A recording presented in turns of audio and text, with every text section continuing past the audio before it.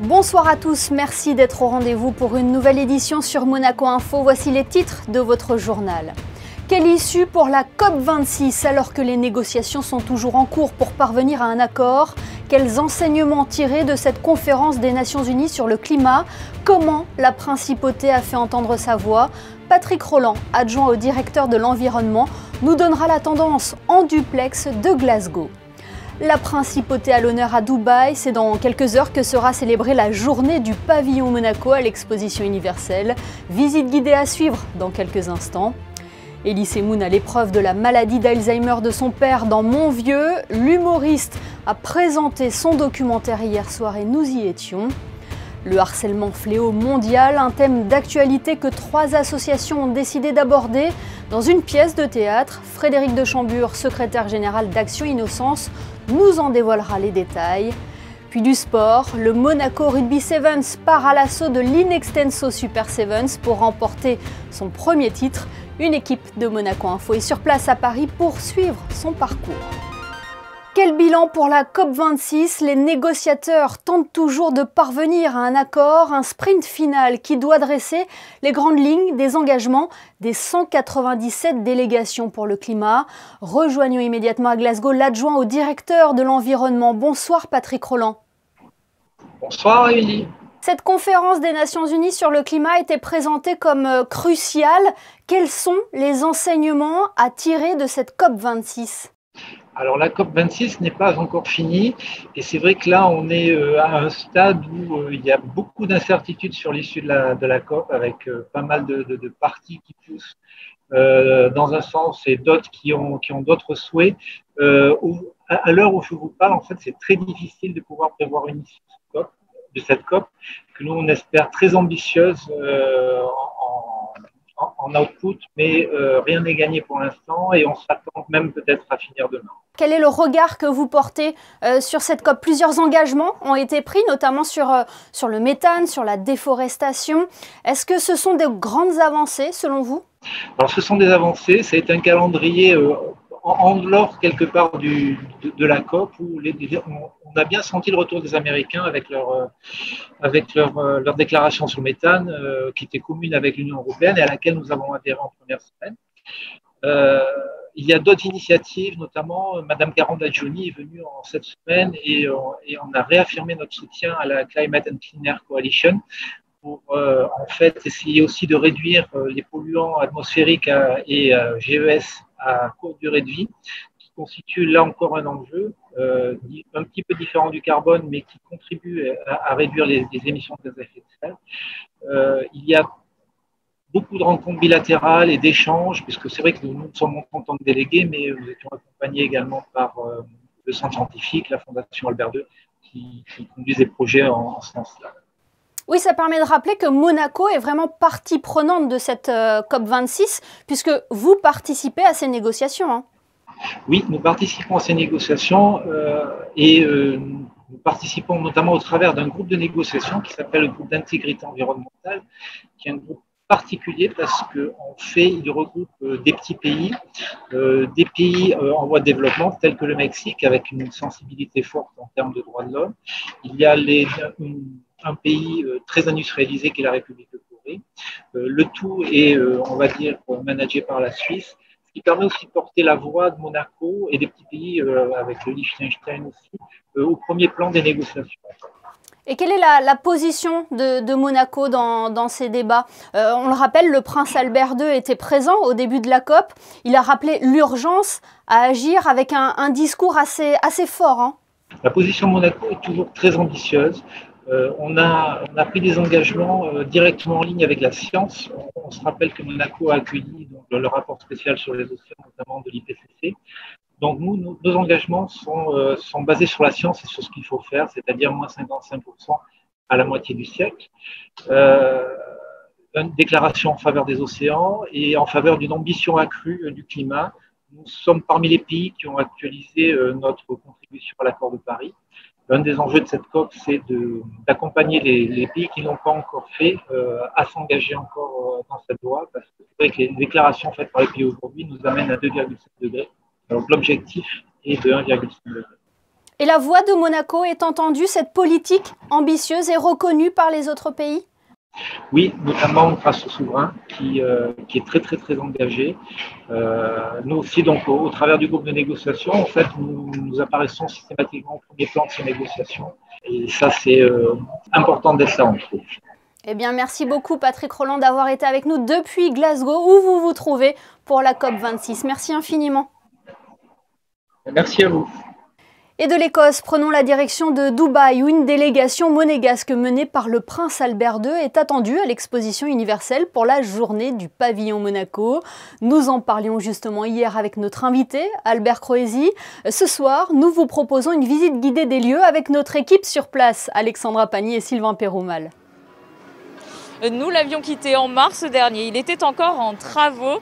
Le pavillon Monaco 360 a bien pu ouvrir comme prévu le 1er octobre dernier, en même temps que l'exposition universelle Dubaï 2020. Depuis son ouverture, près de 230 000 visiteurs ont pu le découvrir. Je vous propose à l'occasion de la journée nationale monégasque qui se déroulera ce samedi, d'aller jeter un coup d'œil justement à l'intérieur de ce pavillon pour voir ce qu'il renferme.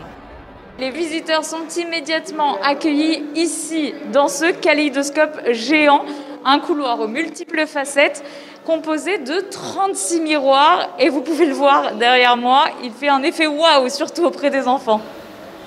Ce sont de drôles d'hôtes qui accueillent les visiteurs ici dans le jardin des opportunités. Je veux parler bien entendu de ces manchots géants. Ce sont les manchots du centre scientifique de Monaco, car ce jardin des opportunités propose de découvrir toutes les thématiques, toutes les innovations que l'on peut trouver en principauté. Le centre scientifique, bien entendu, mais également l'extension en mer, mais aussi la compagnie des Carabiniers du Prince.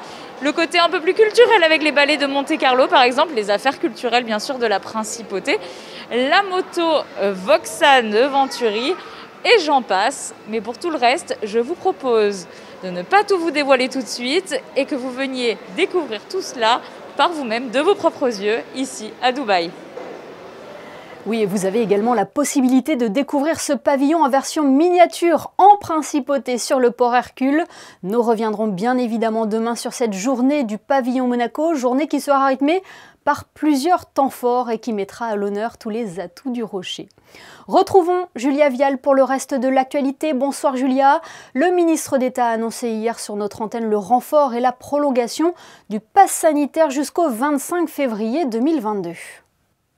Bonsoir Émilie, bonsoir à toutes et à tous. L'utilisation du pass sanitaire est rendue obligatoire pour tous pour accéder aux terrasses des restaurants et des bars à compter du 1er décembre prochain.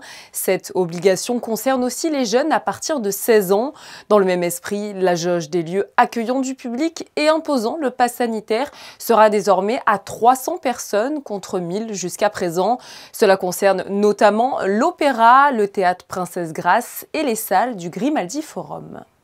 Oui, et rappelons également qu'une campagne de dépistage est menée jusqu'à dimanche, une campagne gratuite pour les monégasques, les résidents, les salariés et les scolaires de la principauté, ceci toujours afin d'éviter un rebond épidémique. Un mot à présent sur ce mouvement à la tête de l'IMSEE, Julia. Après 3 ans passés à l'IMSEE, Sophie Vincent donne une nouvelle orientation à sa carrière à partir du 15 novembre prochain. Elle prend la tête de la direction des ressources humaines à la Société des Bains de Mer. Pour la remplacer à l'IMSEE, c'est Alexandre Bubiot qui a été nommé. Il était jusque-là chef de division depuis 2013 au sein de l'Institut. Ces 10 années d'expérience lui confèrent une connaissance approfondie du tissu socio-économique monégasque. Et puis autre changement, autre nomination, Julia, cette fois-ci du côté du gouvernement et du musée océanographique. Sébastien Sicardi, l'actuel secrétaire général du Conseil national, prend les fonctions de directeur général du département de l'équipement, de l'environnement et de l'urbanisme. Il remplace ainsi Cyril Gomez, qui est lui nommé à la direction générale du musée océanographique aux côtés de Robert Calcagno. Ces nouvelles prises de poste interviendront elles aussi à partir du 15 novembre, Émilie. Et enfin, retour sur les commémorations du 11 novembre et cette messe célébrée en la chapelle de la Visitation. Elle s'est tenue aux alentours de 17h30 pour rendre hommage aux anciens élèves du lycée Albert Ier morts au champ d'honneur. Après une messe émouvante, une cérémonie du souvenir dans le hall d'honneur du lycée a été organisée pour ne jamais oublier ceux qui ont péri pour la France lors de la Première Guerre mondiale. Merci Julia. Il avait déjà été présenté en principauté en mars dernier. Le documentaire d'Elie Moon et Marjorie Desjardins, Mon Vieux, a été projeté en séance privée hier soir et ce en présence du prince Albert II. Il s'agit d'un documentaire poignant mettant en scène le père de l'humoriste touché par la maladie d'Alzheimer. Christine Datomel a pu rencontrer Elie Moon et sa sœur quelques heures avant cette projection. Voyez son reportage.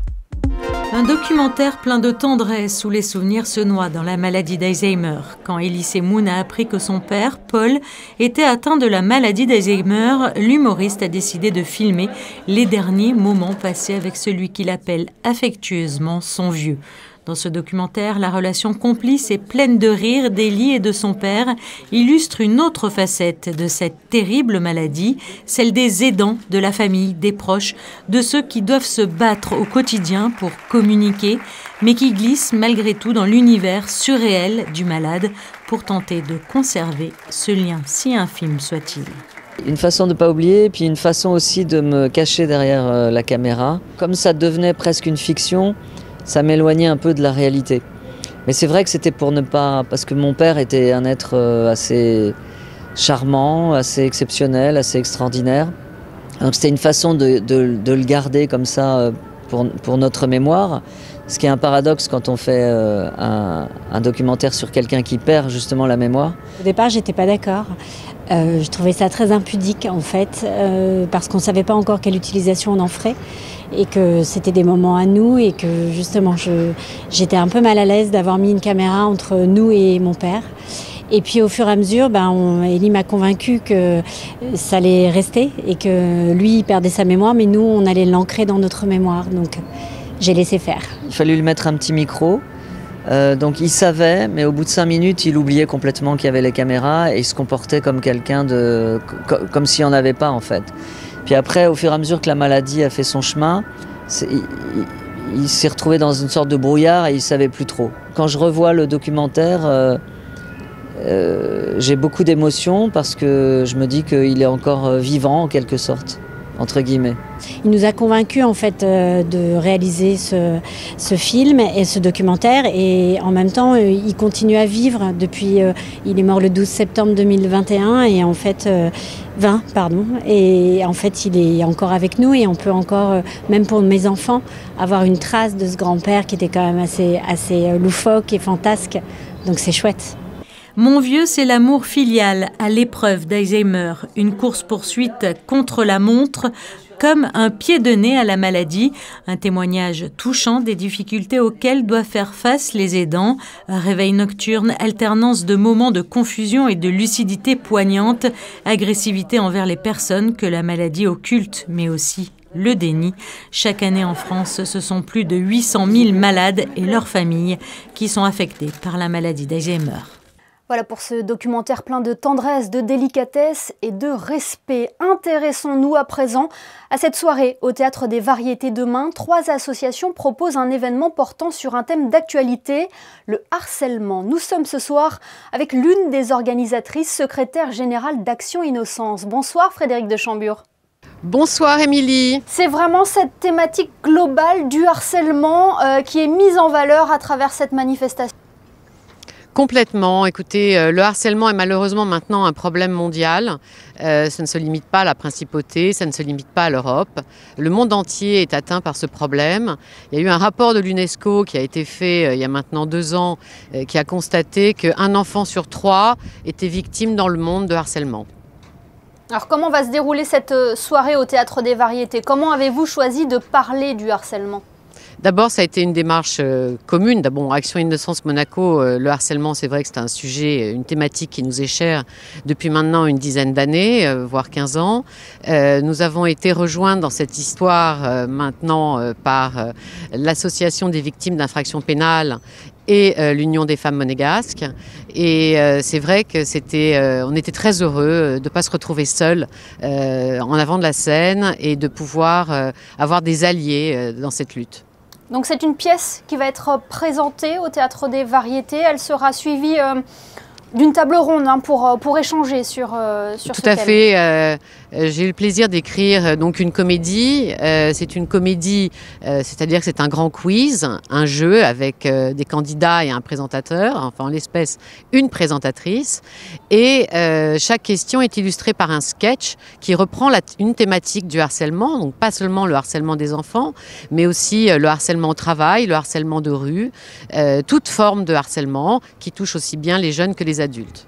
Alors vous l'avez dit, cette manifestation est organisée par 3 associations, Action Innocence, la VIP et l'Union des femmes monégasques. C'est important de pouvoir compter sur un réseau associatif en ordre de marche sur ces questions. C'est vrai qu'à Monaco, on a énormément de chance parce le réseau associatif est quand même très fourni et on a vraiment à chaque fois des intervenants de qualité. Et là, on a décidé de se regrouper et nous en sommes toutes les 3 ravis. Et c'est vrai que je pense que nous sommes complémentaires, en tout cas sur cette thématique. Et peu importe le mode de communication, il faut sensibiliser, libérer la parole sur le harcèlement. Écoutez, il faut libérer la parole sur le harcèlement, il faut sensibiliser et surtout, je pense qu'il faut que nous, humains, nous reprenions nos vies en main parce qu'au jour d'aujourd'hui, sur les réseaux sociaux, c'est l'intelligence artificielle qui a pris le pas et je ne pense pas qu'il soit bon que le monde soit régulé par l'intelligence artificielle. Alors comment apporter son aide? Quels conseils pourriez-vous nous donner pour soutenir les personnes victimes de harcèlement? Il faut savoir que le rôle du témoin dans le harcèlement, quel qu'il soit, est primordial. Quand vous êtes témoin d'un harcèlement, il faut intervenir. Et ça, c'est à la portée de tout le monde. Et c'est vraiment quelque chose qu'on oublie. Il ne faut pas passer à côté, il ne faut pas le banaliser, il ne faut pas l'accepter. Toute forme de harcèlement. Eh bien, merci beaucoup Frédéric de Chambure d'avoir été avec nous ce soir pour nous parler de cette soirée au Théâtre des Variétés, tous unis contre le harcèlement. Et puis on le rappelle, l'entrée est libre et gratuite. L'entrée est libre et gratuite et je voulais aussi vous dire que pour la table ronde, nous avons la chance d'avoir des membres de la sûreté publique, ce qui vous montre que quand même l'implication à Monaco va au plus haut niveau. Eh bien, merci beaucoup Frédéric de Chambure. Merci, au revoir. On passe au sport et au rugby. Hier, nous avons fait plus ample connaissance avec les joueurs du Monaco Rugby Sevens. Eh bien, l'équipe s'est envolée ce matin pour la capitale pour la finale de l'Inextenso Super Sevens. 8 équipes vont s'affronter pour décrocher le titre suprême de champion de France des clubs de rugby à 7. Frédéric Elion, vous êtes sur place pour Monaco Info. Bonsoir Frédéric. Bonsoir Émilie, le Monaco Rugby Sevens est bien arrivé à Paris pour disputer le tournoi final de l'Inextenso Super Sevens, la compétition la plus importante de son histoire. 8 équipes ont validé leur ticket après 3 étapes qualificatives à Aix-en-Provence, La Rochelle et Toulouse. Et c'est ici, à La Paris, la Défense Arena, une immense enceinte couverte que les Monégasques tenteront de décrocher le titre de champion de France des clubs de rugby à 7. 29 300 personnes étaient réunies ici en 2018 pour le match de rugby entre le Racing 92 et Toulouse. Et la même année, le match Nanterre-Asvel en basket rassemblait 15 200 personnes, le record pour un match de championnat de France de sport indoor. Les joueurs de Jérémy Icardi se sont entraînés ce vendredi après-midi. Vous le voyez, une séance d'1 heure pour prendre leur marque ici dans cette arène avant le jour J et le quart de finale demain samedi programmé à 14h20 contre La Rochelle. Et nous vous tiendrons bien évidemment informés des résultats du Monaco Rugby Sevens demain. Un mot sur la No Finish Line à présent. L'édition 2024 débute ce samedi à 14h. De nombreux événements seront organisés en parallèle de cette course à la fois sportive et caritative, Julia. Cet événement solidaire existe depuis 1999 à Monaco et permet à tous les coureurs et marcheurs volontaires de participer à une course dans les rues de la Principauté. Sur le parcours de cette course mythique se tiendra une collecte caritative de basket. Elle est organisée par l'association Les Semeurs d'Espoir au profit des plus démunis du 13 au 21 novembre sur le circuit de la No Finish Line à l'espace Fontvieille, Émilie. Et une autre collecte, cette fois-ci de jouets, sera aussi organisée tout au long de cette course. La commission caritative GT in the Community organise pour la deuxième fois une collecte de jouets au profit de l'Armée du Salut durant là aussi la No Finish Line de Monaco. Les 18 et 19 novembre prochains, de 8h à 20h, une équipe de bénévoles accueillera les généreux donateurs sur un stand dédié sous le chapiteau de l'espace Fontvieille.